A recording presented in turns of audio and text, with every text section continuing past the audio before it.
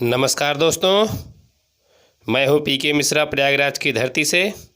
कुल्हा study channel पे आपका हार्दिक स्वागत है। आज हम आपको बताएंगे कक्षा 12 साहित्यिक हिंदी का एक कहानी जिसका नाम है बहादुर कहानी, जो कि अमरकांत जी के द्वारा रचित गई है। तो चलिए शुरू करते हैं बहादुर कहानी। ये बहुत ही इम्पोर्टेंट रहता है कक्षा 12 साहित्यिक हिंदी बोर्ड परीक्षा में। बहादुर कहानी, पंचलाइट की कहानी, ये कर्मनाशा की हार, ये सब बहुत ही इम्पोर्टेंट है। ध्रुव यात्रा, तो हम आपको आज बताएंगे बहादुर कहानी, इसके बाद पंचलाइट, पंचलाइट के बाद ध्रुव यात्रा, ये सब आगे आएंगे। तो चलिए आज देख लेते हैं। सबसे पहले हमारे चैनल को जो लोग सब्सक्राइब नहीं किए हों सब्सक्राइब करने, कमेंट करें, लाइक वाला बटन तो ज़रूर बताएं और घंटा ज़रूर बजा दिया करिए दोस्तों। चलिए शुरू करते हैं बहादुर कहानी। अमरकांत जी के द्वारा रचित कहानी बहादुर। कहानी का नाम ही बहादुर। एक मध्यम वर्गीय परिवार में नौकर के साथ परिजनों के द्वारा किए गए अत्यधिक दुर्व्यवहार की कहानी है दोस्तों। एक मध्यम वर्गीय परिवार में नौकर के साथ परिजनों के द्वारा जो दुर्व्यवहार किया जाता है उसी कहानी है। लेखक के द्वारा स्वयं को कहानी का पात्र बनाया हुआ है।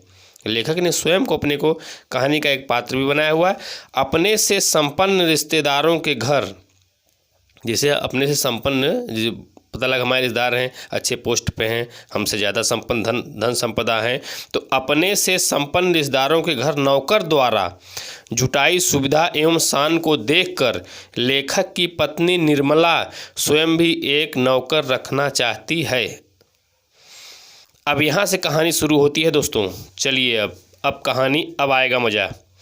बहादुर नेपाल का 12-13 साल का लड़का है जो अपनी माँ की दुर्व्यवहार से तंग आकर घर छोड़कर शहर चला आता है। बच्चों, मैं चाहूँगा कि आप जो है इस कहानी को लिखते चलिए। अगर आप एक बार लिख लेंगे तो ये 100% गारंटी है कि आपको याद हो जाएगा। दोबारा आपको ये कहानी सुनने की ज़रूरत नहीं पड़ेगी। तो चलिए आगे शुरू करते हैं। जब ये घर छोड़ के शहर चलाता है और निर्मला के परिवार में नौकर के रूप में आ जाता है या नौकर रख लिया जाता है। निर्मला और उसका परिवार बहादुर के प्रति पहले तो अच्छा व्यवहार करते हैं। शुरुआत में तो बहुत अच्छा व्यवहार करते हैं, परंतु धीरे धीरे कठोरता बरतने लगते हैं। वह घर का सारा कार्य करता है, इसके बावजूद उसके साथ गाली गलौज व मारपीट की नौबत आ जाती है दोस्तों। और तो और चोरी का झूठा इल्ज़ाम लगाकर उसे अपमानित भी किया गया है और साथ में पीटा जाता है। अंततः बहादुर घर छोड़कर चला जाता है। अब परिवार के सभी सदस्य उसे ढूंढते हैं, क्योंकि उसके कारण सभी लोग आराम के आदी हो चुके थे दोस्तों। जब तक बहादुर घर पे था कोई कुछ काम करता नहीं था, इसके कारण वह आलसी हो गए थे। बहादुर की उपयोगिता देखकर सभी अपने घरेलू कार्य करने से घबराते थे। जब तक बहादुर था, लेटे लेटे बहादुर एक गिलास पानी लाओ, बहादुर लेके आ जाता। तो अब जो है आदी हो गए हैं, तो अपने घरेलू कार्य से, खाना बनाने से, कपड़े धोने से, बर्तन मांजने सबसे घबराते हैं। बहादुर के घर छोड़कर चले जाने के बाद पछतावा करते हैं तथा अच्छा व्यवहार करने की सोचते हैं, परंतु अब पछताए होत क्या जब चिड़िया चुग गई खेत। ये आपको ज़रूर लिखना है दोस्तों। अगर आप ये शब्द नहीं लिखेंगे कि अब पछताए होत क्या जब चिड़िया चुग गई खेत, तब ये कहानी अधूरी रह जाएगी दोस्तों। इसलिए यह ज़रूर अंत में लिखिएगा।